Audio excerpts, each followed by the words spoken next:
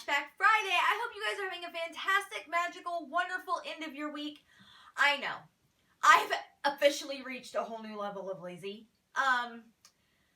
You know, when I first started my videos, like, they had to be really, put together, and everything had to be perfect, and everything had to be whatever, and as times progressed, and we've gotten to know each other better, and you kind of know how I roll, I've just decided to not really care.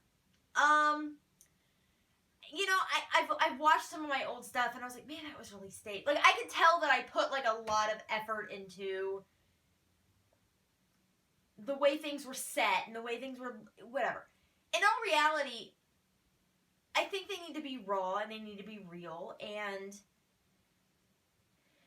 so that's what we're getting. Raw and real. And I am in my pajamas on a Friday night after I just got home from work. Under the covers, cozy in my bed. It doesn't get much more raw than this. Like, this is life. This is it. This is where I'm at. After working late yesterday, working closings tonight, I have to work tomorrow. This is where I'm at. Under the covers, barely awake, in my pajamas. I know, fail at life. But like I said, I really don't care. My goal is to give you videos in some way, shape, or form on some day of the week. Like, I'm just happy that I get them done every week. Like, they're never on time anymore. They're super late. I either look half dead or high in all of them because I'm just exhausted. But I think at the end of the day, at least I still try to get them to you. And I will always continue to do that, whether they're on time, whether they're late, whether they're early. I don't know. Like, I will work on getting them to you every single day.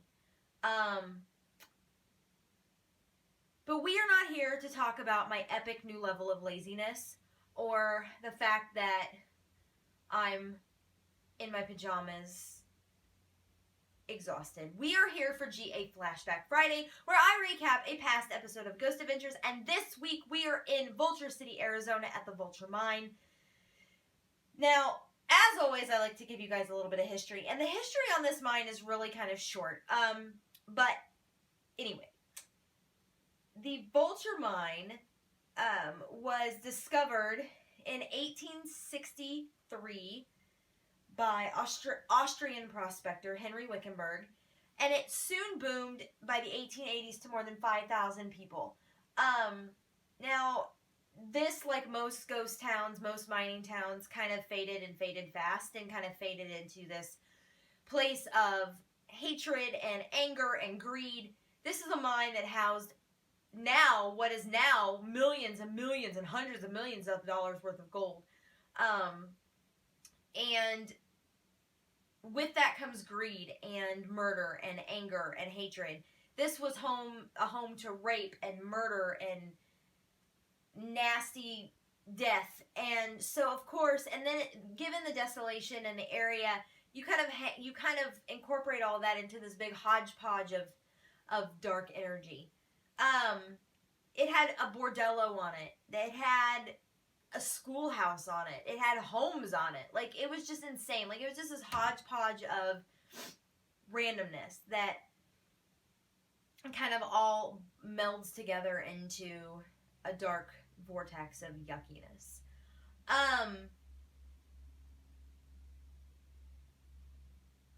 The lockdown prior to lockdown was really interesting in the sense that the guys encounter this massive storm. It floods Vulture City. Like, they're worried that their lockdown may be completely ruined. I mean, this is a bad, nasty storm. The road's completely closed. The cops kick them out. They're like, no, you cannot go down here. It is dangerous.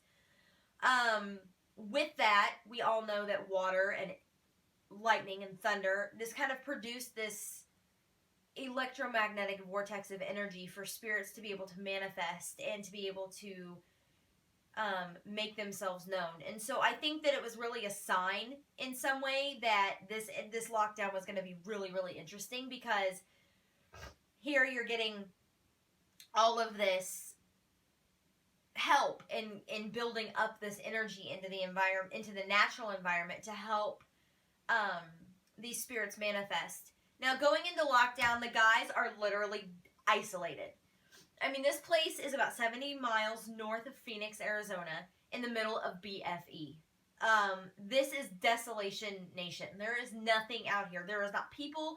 There are not animals. There is not lights. It is nothing. It is the stars in the sky. It is the cactus. It is the snakes. It is the spiders. It is the creepy crawlies. There is no people. There are no lights. There's no civilization for miles. Zach really wants to encompass that feel while they're there. So he literally has the people who are kind of in charge of taking care of the mine, I guess, like the caretakers, take their vans, their vehicles, and their crew van and everything back to Wickenburg, where they're staying, so that there is literally no way out. They can't get scared and run away. I mean, they can, but they'll be running down a dark-ass road because there's no other way for them to get back. Their car's gone. There's nothing till morning. This is the true, like, definition of being locked down and locked in and isolated from civilization, because there's no way that you can get back. It was just absolutely insane. I don't think, and Zach was a little too damn excited about it, if you ask me. Like, he was so excited. Like, he was hooping and hollering and screaming and just ecstatic about being left out in the middle of nowhere. No, thanks. I don't like dark places anyway. Like, I mean, I can do it. Like, if I'm with a group of people, or even if I know there's people, even if I'm in a dark room by myself and I know there are people around me that can, like, hear me scream, then I'm okay. But if you leave me out there alone in the dark by myself, oh no, I will be on the ground in the fetal position, bawling, like hysterical. I don't do well. So they begin lockdown at the old supervisor's house. Now, she left this house abruptly. Her and her husband had some paranormal activity, and she just left. She was like, I'm out. So all of her stuff is in there. Like, it's just really ransacked. It's really old. It's got this really creepy vibe to it. And they are in the old caretaker's house, and they get their first big piece of evidence, which is this giant slamming sound. It sounds like something fell over or was thrown. Then they get an EVP later on that says, what's that? And then they go and they see a shadow kind of in the doorway of this bedroom. So Zach goes in there to investigate, and when he opens the door, a light anomaly kind of spits out of the side of the door, and then all of the activity in the house stops. So they assume that whatever was causing all the activity left when they opened the door. They then move on to the hanging tree. Now, the hanging tree was home of 18 deaths at Vulture Mine. Most of these victims were murdered for stealing gold, for getting involved in fights. They were just murdered. There was no trial. There was no judge, jury, and execution. There was just execution.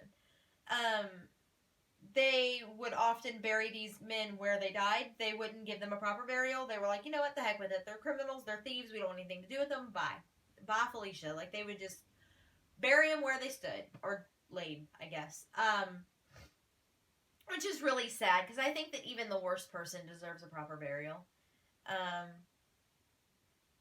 As bad as that may seem, I think that I don't think anybody deserves to be with, generally speaking, deserves to be treated with that much disrespect. I mean, depending on your crime. But I really don't think that at the end of the day, anyone deserves to be treated with such blatant disrespect in regards to their final resting place. But while they're out there, they use the Ovulus device, which again has the 2,000-word database, and they get tied, running, judge, cable, and prey, which all could be very relevant to the area. Tied in the tree, running away from your crime, judging, being judged by your peers, cable, another word for tie or rope, and then prey, something that these guys may have done before they died or while they were dying. It was just a really kind of a sad place. They didn't get like a lot of major evidence there, but what they got was pretty kind of heart-wrenching. They then move into the assayer's office, which is where they would keep all the gold stored. And while they were there, they get, I want your money, take the gold and get out, leave, and EVPs. And then they get that a giant rock is thrown through the window. Now, this is the same window that a rock was thrown at a previous paranormal investigator during a separate investigation. So this place is known for having these rocks thrown, and this rock is chucked across the room. hits Nick in the back of the leg, and Aaron kind of felt it graze his shoulder. They then go to the bordello, and they kind of break out like what is considered like one of the earlier spirit boxes. It's not specifically the SB7 or SB11 spirit box, but it is a spirit box of sorts. It does the same thing. It's kind of like the early stages. You know, this was, you think about it, this was 5 years ago. This episode aired originally in 2010, which is insane to think about. But that's how much paranormal research has grown in the last 5 years. We always think about these 5-year increments. Where do we see each other in 5 years? Where are we going to be in 5 years? Where have we been 5 years ago? And paranormal research is still in its infancy. It still is, but we're kind of inching toward toddlerhood, I think, a little bit, in the sense that we're growing and changing every day. But this was a very newborn spirit box in the sense of, in the realm of what things are now. But they still got a very faint yes come through the spirit box.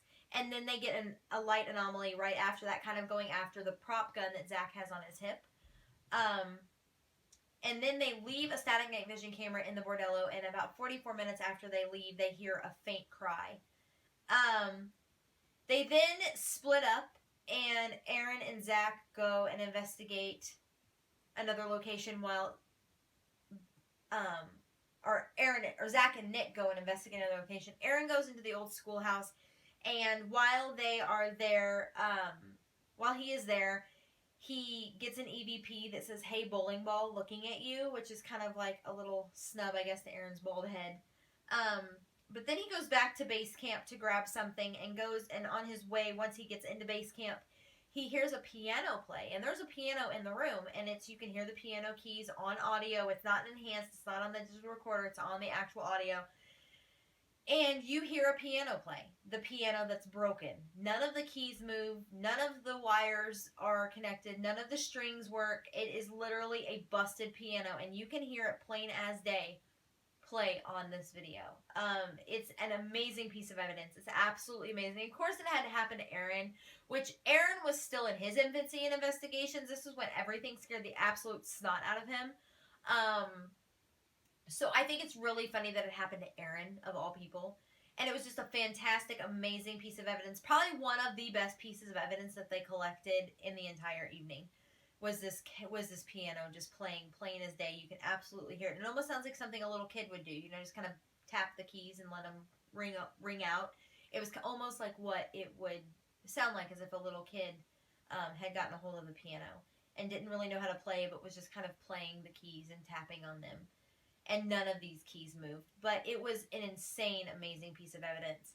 And that's kind of where they ended lockdown. They did end up where they went back to the Ghost Adventures crew offices, and we got to see Billy, which is when Billy didn't really go on lockdowns with them, but he worked for them, and he would work at their offices analyzing their EVPs back in Vegas.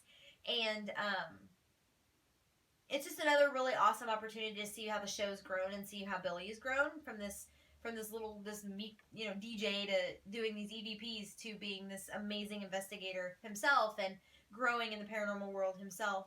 And it was just a really awesome episode. I really enjoyed Vulture Mine. I love ghost towns and kind of mining towns and all these abandoned places, even though I would be scared beyond reason to be out there by myself. But I absolutely love them, and this is a prime example of a really awesome ghost town episode. This is a true ghost town. This thing is out in the middle of nowhere. There is no development. There's no tourist attraction. This is just broken buildings and dead people, which at the end of the day makes for a great episode of Ghost Adventures and a great paranormal location. But that is all I have for GA Flashback Friday. I will be back on Monday for GA Recap Monday, where I recap the newest episode of Ghost Adventures. Until then, stay happy, stay healthy, find a good bed, find someone good to cuddle with, and enjoy your weekend. Much love and happiness